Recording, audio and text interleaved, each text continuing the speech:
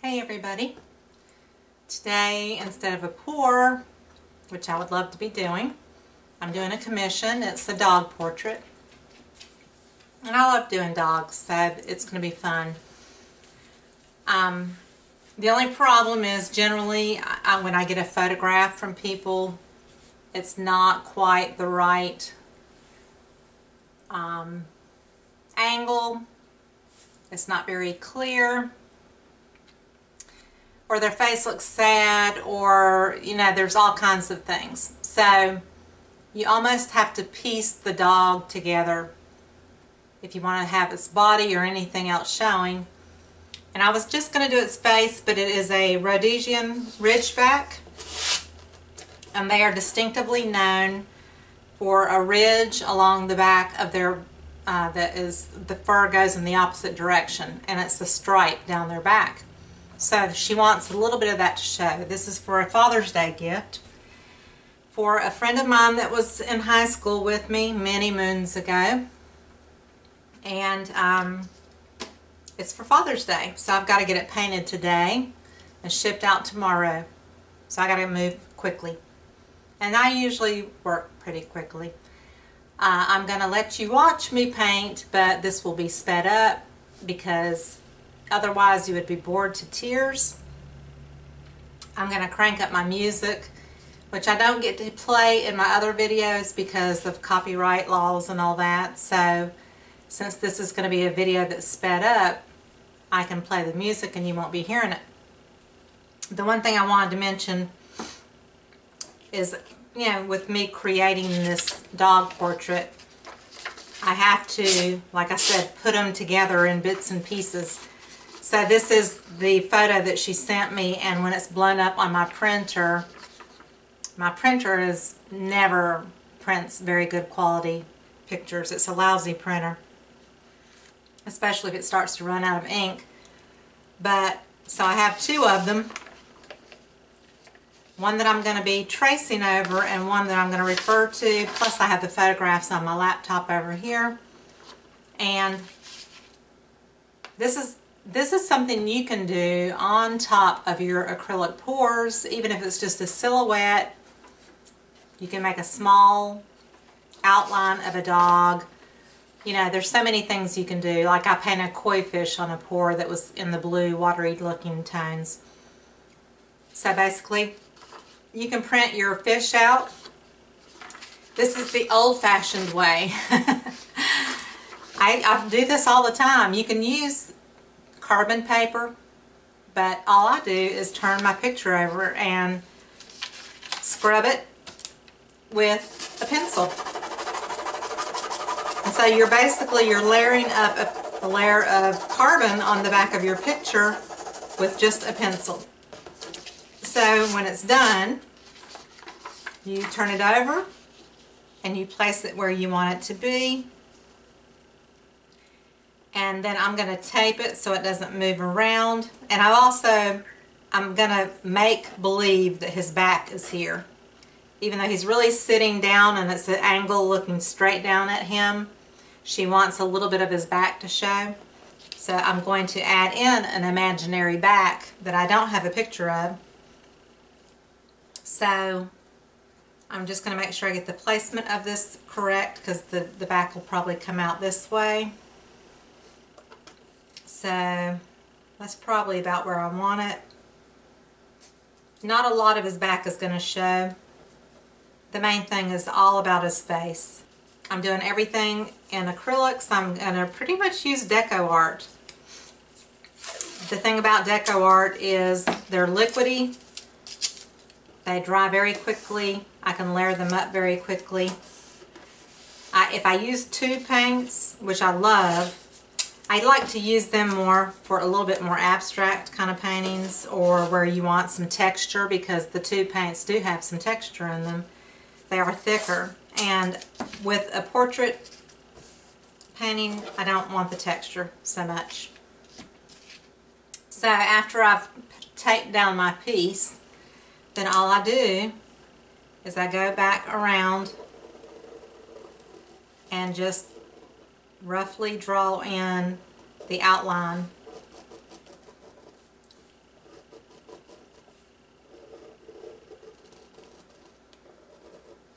And like with buildings or houses or things like that,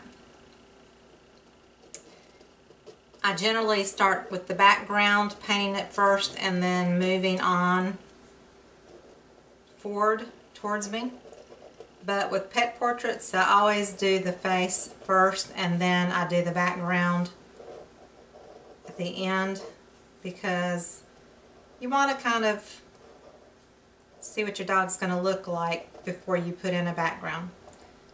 So I'm just putting in the basic shapes, and anybody could do this if they wanted to do just a rough, you know, like just paint in sections of color. You don't, I'm going to do shading and all that, but you can always just kind of do in a rough painting of something and just do the basic shapes.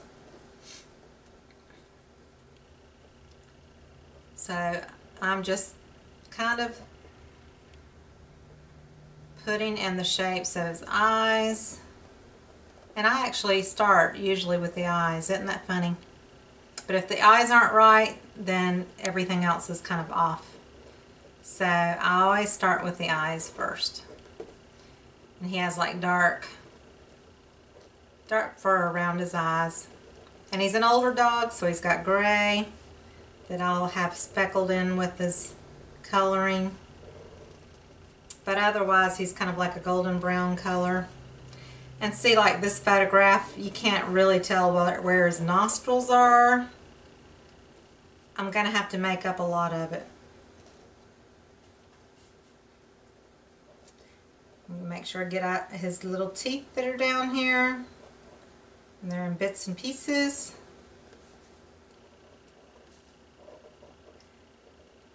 This is for a friend in high school. We were in high school together in the 70s. Can you believe that? I'm 54 years old.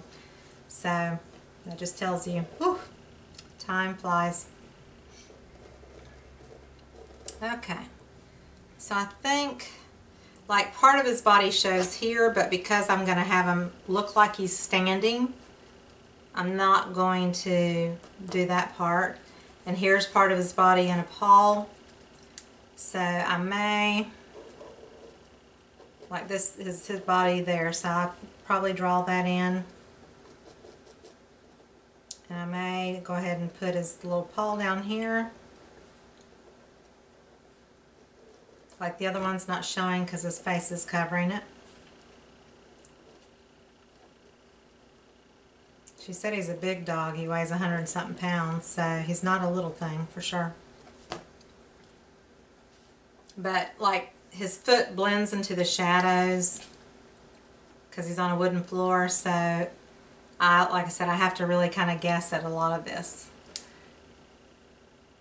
But I try to get just the basics in as far as his pupils and the iris and that kind of thing. And this is just basic painting. It's not, I am not a master at this.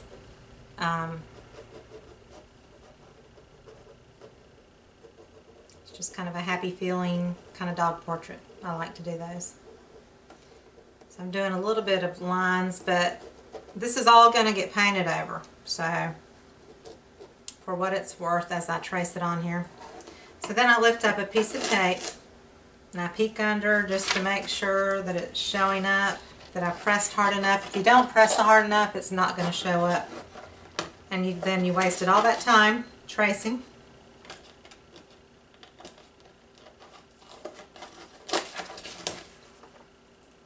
So that's pretty good. It's very light, but it's enough. So I'm going to come back over it now with my pencil. Just to make sure that I have basics in, especially the eyes.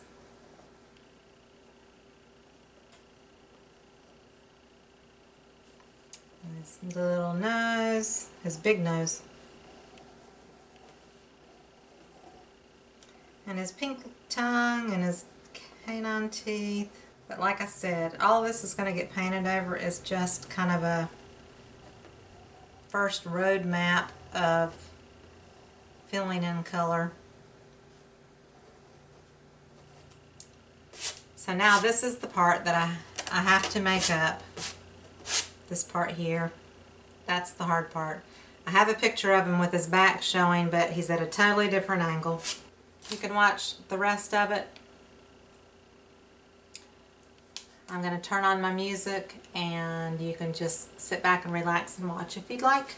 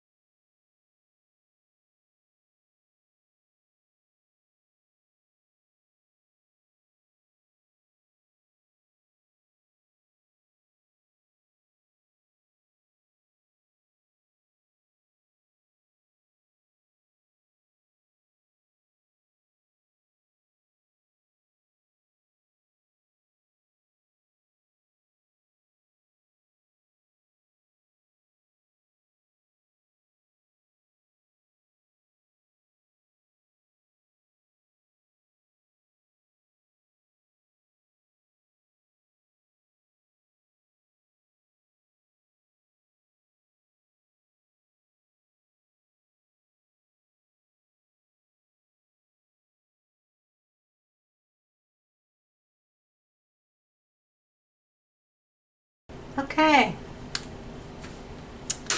I think I'm done. I'm going to snap a picture of it and send it to the owner and see what she thinks, make any adjustments that she might have where I didn't get something right. Like I said, this is basically from a photograph, and the photograph did not have any of his body showing, it was just his head because of the angle of the picture. So the body's kind of made up, but I wanted to have the ridge back noticeable. And I got a West Virginia WV dog tag. That's important. They're big time fans, alumni or whatever. So here it is.